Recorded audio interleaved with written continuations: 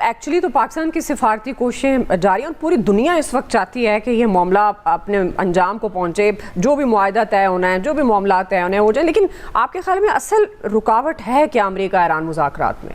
اصل رکاوٹ وہ شکست تسلیم کرنا ہے، کیونکہ ٹرمپ چاہتے ہیں کہ وہ اس کے اثرات کم سے کم ہوں. ظاہر ہے جب یہ معاہدہ کرنے جا رہے ہیں تو وہ اپنی شکست پہ دستخط کرنے جا رہے ہیں ڈونلڈ ٹرمپ اور نیتن یاہو. ظاہر ہے نیتن یاہو کا تو الیکشن بھی اب قریب ہے.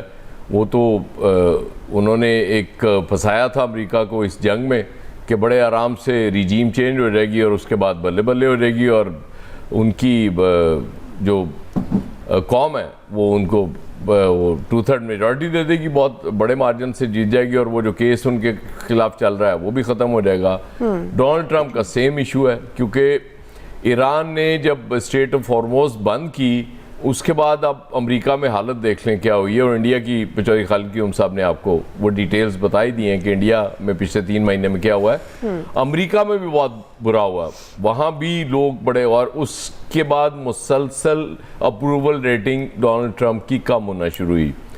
ٹرمپ شاید کسی سٹیج پہ چاہتے بھی ہیں کہ یہ معاملہ حل ہو جائے، لیکن ان کے ارد گرد لوگ وہ جو ہارڈ لائنرز ہیں، ظاہر ہے ان کی ہمدردیاں نیتن یاہو کے ساتھ بھی ہیں اور وہ کہیں نہ کہیں ان کو الجھا دیتے ہیں.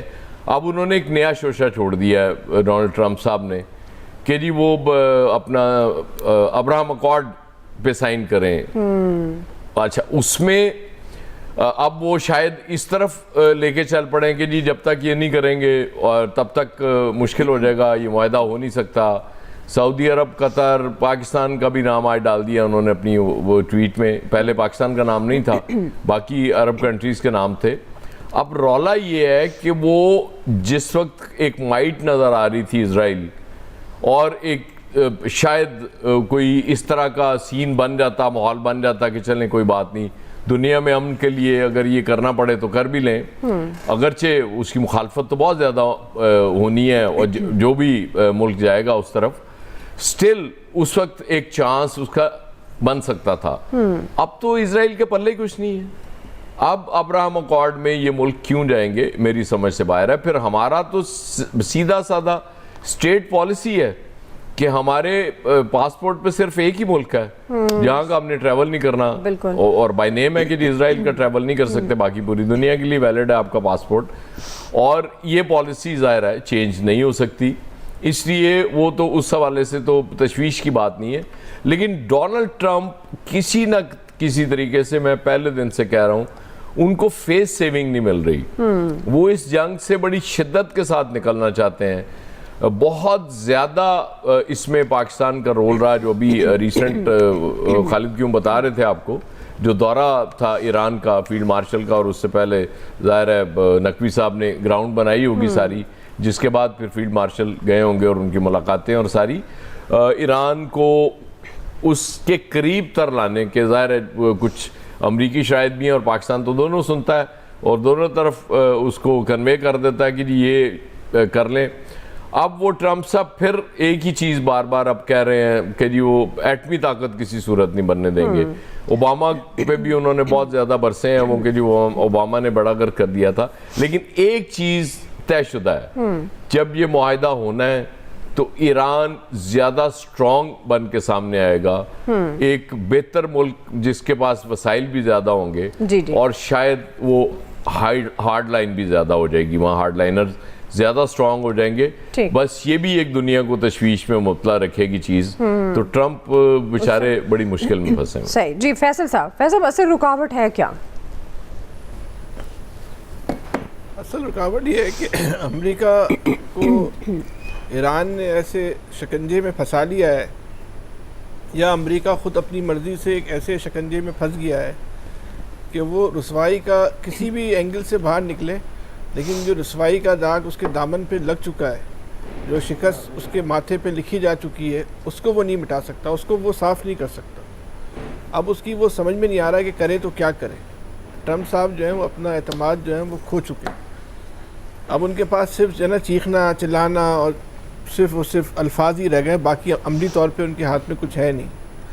جب ہفتے کی رات کو جب مثبت خبریں آنا شروع ہوئیں کہ MAU کی طرف بڑھ رہے ہیں اور ابتدائی معاہدہ جو ہے وہ ہو جائے گا، تو اس کے بعد سے جو ہے وہ یہودی لابی جو ہے وہ بڑی تیزی کے ساتھ جو ہے وہ سرگرم عمل ہو گئی، جو ٹویٹر پہ اور سوشل میڈیا پہ نظر آ رہا تھا، اور اس میں یہ تاثر دینے کی کوشش کی گئی کہ امریکہ اپنی تاریخ کا جو ہے وہ بدترین معاہدہ کرنے جا رہا ہے، اور ٹرمپ کی وجہ سے یہ ہو رہا ہے، اور ٹرمپ جو ہے وہ اس معاہدے کے بعد اس کی حیثیت جو ہے وہ ایک لوزر کی ہو جائے گی.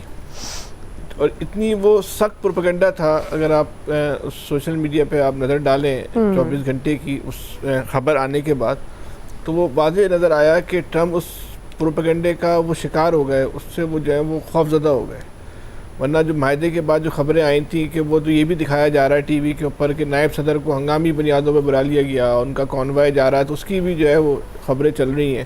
لیکن اس کے بعد جو ہے سب کچھ آنن فانن جو ہے وہ تبدیل ہونا جو ہے وہ شروع ہوا، اور اس کا جو آج آخری جو سرا نکلا وہ ان کے انوکھے اور بیان سے نکلا.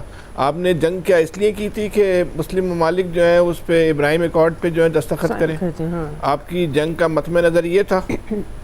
یا آپ نے جنگ جو اچھا ان کو تو جنگ کی کس لیے تھی اور معاہدے کے کس طرح ہو رہے ہیں، جو وہی عجیب و غریب ہے. آخری جو ابھی ان کا آخری جو موقف ہے کہ آپ نہ ہرمز کھول دو، وہ تو جنگ سے پہلے ہی کھلی ہوئی تھی. جو فائنل ایگریمنٹ ہو رہا ہے وہ اس بات پہ ہونے جا رہا ہے، وہ تو جنگ سے پہلے ہی کھلی ہوئی تھی. اب یہ اس پہ لے کر آ گئے کہ ابراہیم ایکارڈ پہ جو ہے وہ آپ دستخط کر دیں. بھائی کیوں کر دیں؟ وہ ایاز صاحب والی بات صحیح ہے، اس جنگ سے پہلے تو شاید بہت سارے ملک کر دیتے، اس جنگ کے بعد تو شاید کسی کو اب ضرورت ہی نہیں ہے اس معاہدے پہ دستخط کرنے کی، کیونکہ امریکہ اور اسرائیل دونوں کی بند مٹھی کا بھرم جو ہے نا وہ ایک بہت کمزور ترین ملک نے ایران نے وہ جو ہے وہ ختم کر دیا ہے، وہ کھول دیا ہے ایران نے. جیسے پاکستان نے بھارت کے ساتھ کیا تھا کہ اپنے سے 6 گنا بڑے دشمن کو جو ہے وہ چند گھنٹوں میں عبرت بنا دیا تھا. اب یہ تو نہیں کہتے کہ ایران نے امریکہ کو جو ہے وہ عبرت بنا دیا، لیکن ایران نے یہ ضرور ثابت کر دیا کہ وہ دنیا کے لیے جو ہے وہ ترنے والا نہیں ہے. بالکل وہ امریکہ کو جو ہے جو سوچ کر جنگ میں کودا تھا کہ میں اس کو 24 گھنٹے میں نمٹا دوں گا، اس کی پوری لیڈرشپ کو اس نے 24 گھنٹے میں جو ہے ختم کر دیا. ایران جو ہے گھٹنے ٹیک دے گا. آج تک کی تاریخ میں جو ہے نا ایران گھٹنے ٹیکنے کو تیار نہیں ہے. بالکل. اور سفارتی محاذ پہ بھی اگر آپ ایران کو دیکھیں جی تو جو آپ کو جو بلوغت اور سنجیدگی، متانت، فہم آپ کو ایران کی لیڈرشپ میں نظر آتا ہے. بالکل. وہ دنیا کی جو سب سے بڑی سپر پاور ہونے کا دعوے دار ہے ملک، وہ آپ کو وہاں وہ فہم نظر آتا ہے، نہ بلوغت نظر آتی ہے وہاں، بلکہ آپ کو ایک چھچورا پن نظر آتا ہے، ایک غیر سنجیدگی جو ہے وہ نظر آتی ہے. اور ایسا لگتا ہے کہ وہ جو امریکہ کی جو کہ ہاتھ کا کنٹرول جن لوگوں کے پاس ہے وہ بہت غیر سنجیدہ لوگ ہیں. جیسے ہم بھارت کے بارے میں کہتے تھے کہ یار مودی صاحب جو ہے وہ اتنے بڑے ملک کا مودی صاحب کے حوالے کر دیا گیا ہے، تو یہ اسی طرح جو اس وقت امریکہ کی جو ہے وہ صورتحال ہے. اور بھارت کا تو ڈیٹا ہمارے پاس نہیں آتا تھا، لیکن امریکہ تو ایک جمہوری ملک ہے نا، وہاں کا ڈیٹا تو آ رہا ہے کہ وہاں کی قوم اس صورتحال سے خوش نہیں ہے. بالکل. 65% لوگ جو ہے اس جنگ کے خلاف ہیں. اب یہ بتائیں جس ملک میں 65% لوگ اس ملک کی ریاست کی پالیسی کے خلاف ہو جائیں، وہ ملک کی جو مینجمنٹ ہے، جو حکومت ہے، وہ کہاں اسٹینڈ کر سکتی ہے؟ صحیح. جب پاکستان کی یا بھارت کی جنگ ہوئی تھی تو پاکستان میں 100% لوگ جو ہیں وہ پاکستان کے فوج کے ساتھ تھے. اس حکومت کے یا ایون جو لوگ فوج کی بہت سارے معاملات میں مخالفت کرتے ہیں، وہ لوگ بھی اپنی مخالفت کو چھوڑ کے جو ہے نا وہ اس جنگ میں پاکستان اور بھارت کی جنگ میں جو ہے نا وہ فوج کے ساتھ کھڑے ہو گئے تھے. یہ ایک مثبت چیز نظر آئی پاکستان. امریکہ میں صورتحال نہیں ہے. بالکل. تو امریکہ کو تو چاہیے وہ پہلے اپنی قوم کو مطمئن کرے، بھائی پہلے اپنی قوم کے ساتھ معاہدہ کرو، وہاں اپنی جو ہے نا فیس کو صحیح کرو. اچھا معاہدہ تو ہونا ہے، آپ آج نہیں کریں گے، آپ کو 1 مہینے بعد کرنا پڑے گا. معاہدے میں آپ کو عبرت ہی بننا ہے، تو وہ تو کرنا ہی کرنا. اس سے یہ جو تذلیل ہونے جا رہی ہے امریکہ کی، اس تذلیل کو منیمائز کرنے کے لیے، اس کو مختصر سے مختصر کرنے کے لیے جو ایک نئے وہ سوچیں چھوڑتے ہیں. بچت پھر بھی ان کی نہیں ہونی، جو ان کے نصیب میں لکھ دیا گیا ہے وہ تو ہو کر ہی رہے گا. ٹھیک ہے.